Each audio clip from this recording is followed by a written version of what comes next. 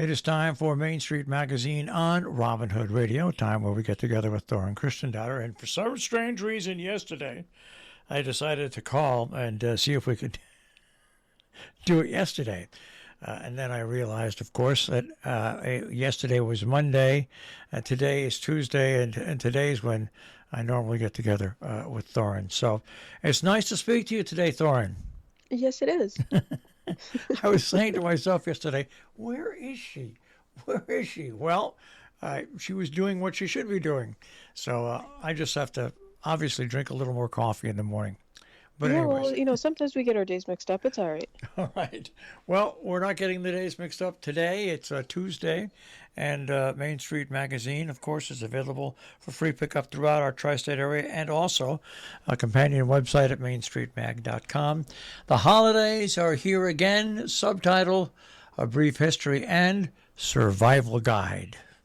Yeah, Anna kind of dove into a little bit of the history of the holidays, and so I even learned a few things. So she looked at how and why certain traditions and certain parts of the holiday came about.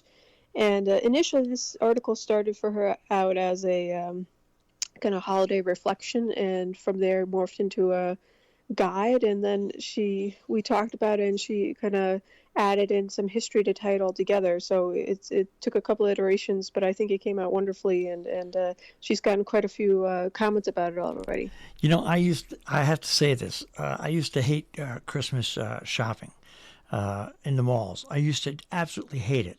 In my second marriage, she loved to go to malls, and most people at that time did. But it was it was like going to a Grateful Dead concert. It was horrible. And I really appreciate now the fact that I can do my Christmas shopping locally in stores, and for my family who live far away, and friends, I can get them gift cards so they can they can use the gift cards where they are. But what I love the picture in the story of Christmas loading with the candy cane being the Yeah. indicator of what goes on.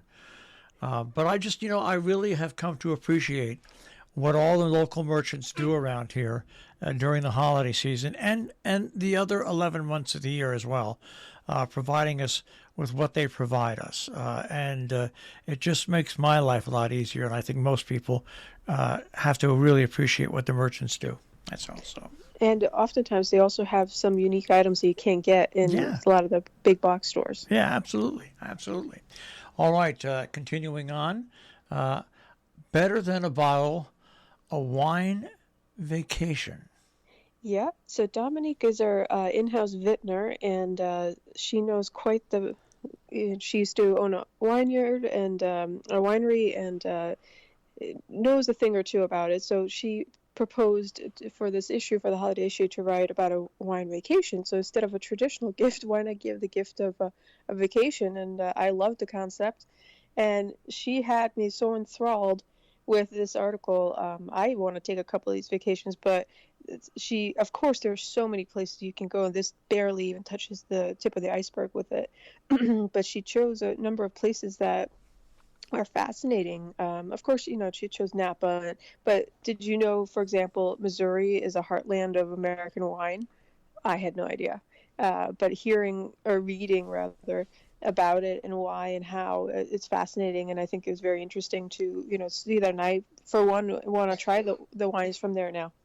It's interesting if you can grow grapes where you are, and you become a winery. The great thing about grapes, and if you can grow them, and it's just like other agricultural things. You, in the ground that you grow them on, your particular wine has a distinctive taste. It's just different. Corn on the cob coming from Missouri is different than corn on the cob that comes from Italy. I mean, and that's what makes wine so terrific, and that's what makes people who decide to sell wine and make wine very dedicated people, because it really is a specialized product. It might be a red wine, but it's not going to be a red wine that tastes like everybody else's red wine. There's going to be that slight difference. So Exactly. all right. I'm going to move on because you've got an ad. It's probably an ad, but it still is interesting. Oblong books. One thing that never is going to go out of style is books during the holiday season, things you find at bookstores to give as gifts. Yeah. That's never, ever going to go out of style. No, this is actually not an advertorial. I've been working with Susanna all year to get book recommendations that tie into our theme. So I think some of our readers have noticed that, like for our animal and farming issue, she had animal and farm books. For our food and drink issue, she had recipe books and food-related books. So I asked her for this month to give books that she thought would be good for, some gift ideas for folks. So this one is quite the array of types of stories, but obviously we have the title and the author and then a little snippet about the book. And I just think it's so interesting because I read a lot of books myself. So, for those who like to read, they're always looking for another great book. So I've been enjoying working with Susanna at Oblong with this book recommendation every month. Well, it's funny because I look at the books, just the ones that are listed here, and there's 3 books that get my attention right away. Mm-hmm. And that is the book by Ken Burns called Our America, the book The Mexican Vegetarian Cookbook, Mm-hmm. and Community and Change, The Lure of North American Railroads. Those 3 go after me right away. And then for people that are younger and for people who like The Lord of the Rings, special edition. I mean, wow. I mean, these are, that's why books, they never go out of style for gifts. Never. Exactly. And it's something that you keep forever. That's another thing. It's not unlike most gifts where you don't keep them forever. All right. Yeah, exactly. You've got a nice picture spread and a magazine covering of holiday decorations. Yep, our in-house gardener, Palm, this month talked about holiday decorations and gave some local shout-outs to a couple of different places where you can get some and just discussed as the season goes on what is appropriate for this time of year and what can be done to for your tables or for your front door. So it's for me, when she sent me the photos, I was just like, oh, wow, these are so gorgeous and it got me so inspired for the holidays. Well, it's funny, before we move on and we end, I was mentioning to our meteorologist who loves to decorate his house, there's a great show on the Discovery Networks called The White House Christmas Decorations 2022. Mm-hmm. It's amazing.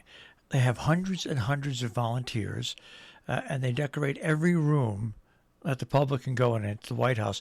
And then they also the family's residence, but still, it's an amazing, amazing show.